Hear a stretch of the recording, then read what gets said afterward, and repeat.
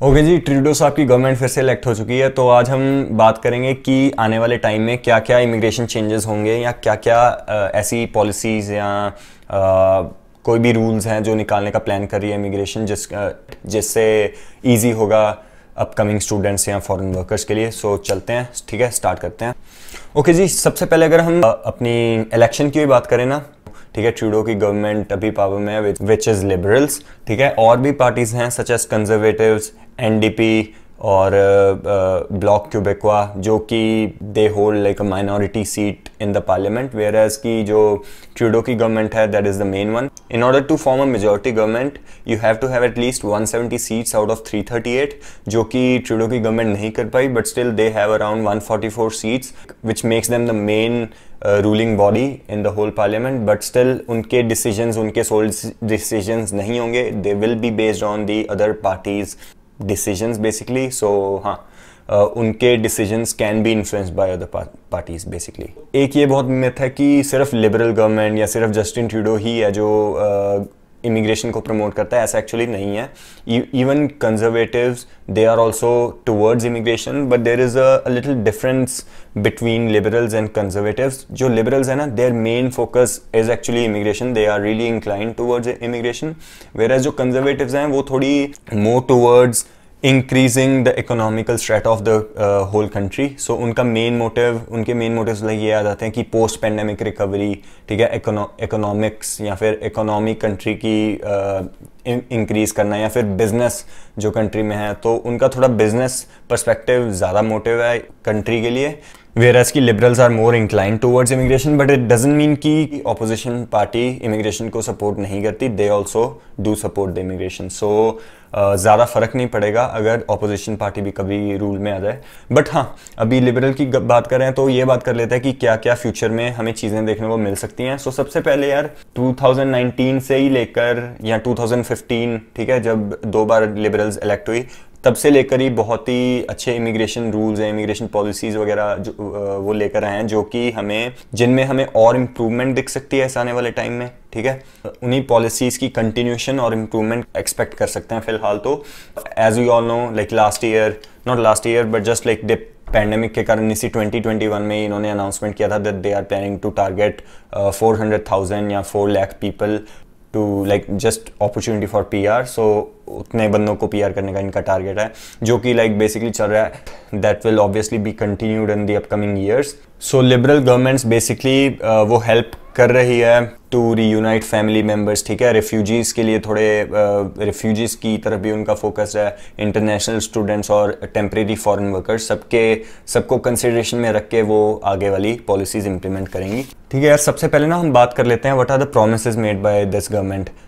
ये जो गवर्नमेंट है कुछ प्रोमिसेस लाई है जो वो आगे करेंगे। ओके जी, सबसे पहले प्रॉमिस की बात कर लेते हैं, एंडिंग द सिटीजनशिप फी, ठीक है। सो ये यूजुअली लाइक अगर आप PR के बाद सिटीजनशिप के लिए अप्लाई कर रहे हो, they won't be charging any more, like fee नहीं होगी उसकी, तो आप डायरेक्टली अप्लाई कर सकते हो विदाउट पेइंग एनीथिंग। उसके अगला आ जाता है जी more immigration opportunity for francophones in Quebec, like जो क्यूबेक में फ्रेंच स्पीकिंग पीपल हैं, those who do not have like those who are not citizens, उनके लिए थोड़ी ज़्यादा अच्छी पॉलिसीज़ देखने को मिलेंगी। नॉट इवन इन क्यूबेक, बाहर भी अदर प्रोविंसेस में भी मिल सकती हैं, but that is not clear yet. अभी उन्होंने क्लियर उस पर स्टेटमेंट नहीं दर्ज किया, तो हम अभी इतना कुछ कह नहीं सकते। उसके अलावा एक और प्रॉमिस जो गवर्नमेंट दे रही है वो है कि decrease in processing time of the applications.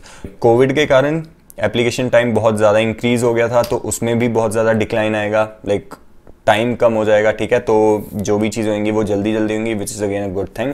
सो उन्होंने टारगेट किया कि अंडर 12 मंथ्स ये सब चीज़ें हो जानी चाहिए।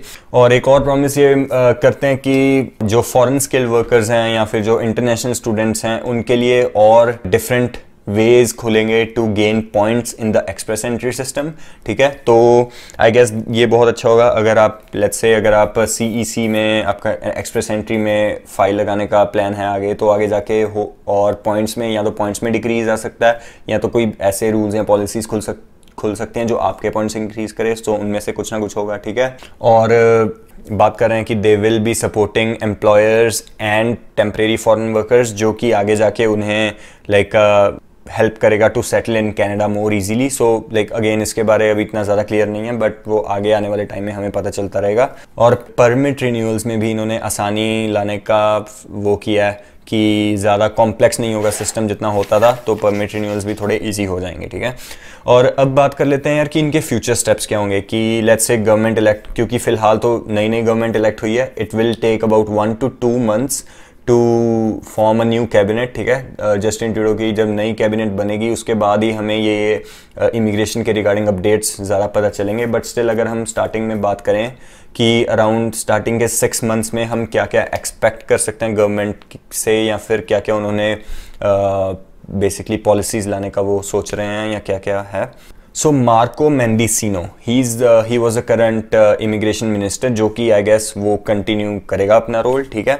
और पूरे 2022 से लेकर 2024 तक का जो इमिग्रेशन का जो प्लान होगा वो आने वाले फर्स्ट 4 months में 2022 के आई गेस वो अपना डिस्क्लोज करेंगे, जिससे पता चलेगा कि कैसा एक्चुअल सिस्टम होगा आने वाले टाइम में, ठीक है। और जो इमिग्रेशन है ना वो हर एक प्रोविंस के अकॉर्डिंग चेंज हो सकती है। Let's say because Ontario, British Columbia, ये तो चलो ज़्यादा डेवलप्ड प्रोविंसेस हैं, बट जिन प्रोविंसेस में ज़्यादा नीड है वर्क फोर्स की, इंटरनेशनल लेबर वर्कर्स की, या जैसे भी लगे इंटरनेशनल टेम्परेरी या फॉरेन जैसे भी वर्कर्स हैं उनकी, जिनमें ज़्यादा नीड है उन प्रोविंसेस में थोड़ी डिफरेंट पॉलिसीज़ हमें देखने को मिल सकती हैं। दैट मीन्स उन प्रोविंसेस में और ईजी हो सकता है स्टूडेंट्स के लिए या फॉरेन वर्कर्स के लिए PR वगैरह गेन करना, ठीक है, तो वो उनके लिए ईज होगी।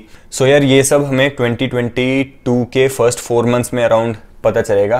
तो हाँ, यही है अपडेट अभी तो। और उसके बाद यार एक और चीज़ है कि जब 2022 का बजट निकलेगा उस हिसाब से फ्यूचर के जो पॉलिसीज़, इमिग्रेशन पॉलिसीज़ या रूल्स जो चेंज होने चाहिए उस हिसाब से डिसाइड होगा। जब 2021 का बजट निकला था उससे इमिग्रेशन ने ये प्लान किया है कि they will invest around $400 million in the IT sector, in the IT department of immigration, which will decrease the processing time, ठीक है। जिससे प्रोसेसिंग टाइम डिक्रीज हो जाएगा एप्लीकेशंस का, और ईज हो जाएगी एप्लीकेशन प्रोसेस करने में, या ज़्यादा कॉम्प्लेक्स भी नहीं रहेगा, ठीक है। एवरीथिंग, जो चीज़ें ज़्यादा ऑनलाइन हो जाएंगी और ज़्यादा कम स्टेप्स में हो जाएंगी, which will be again easier for all the temporary workers और इंटरनेशनल स्टूडेंट्स।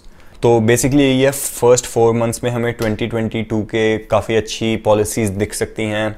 एक पूरा सेट प्लान दिख सकता है अकॉर्डिंग टू द गवर्नमेंट कि वो कैसे इमिग्रेशन को प्रोसीड करना चाहते हैं। तो यही 2022 की स्टार्टिंग के लिए फर्स्ट 4 months के लिए ट्यून्ड रहिए, क्योंकि हमें कुछ ना कुछ अच्छा ज़रूर मिलेगा। गुड न्यूज़ तो यार ये बहुत है हमारे लिए, तो देखते हैं आगे क्या होता है for all the international students and temporary foreign workers, ठीक है। सो यही था वीडियो में, स्टे ट्यून, ठीक है। सब्सक्राइब कर दो जी, और लाइक ज़रूर कर दो वीडियो को, ठीक है। एंड अगर आपको ये पसंद आई होगी, share as much as you can. Thank you.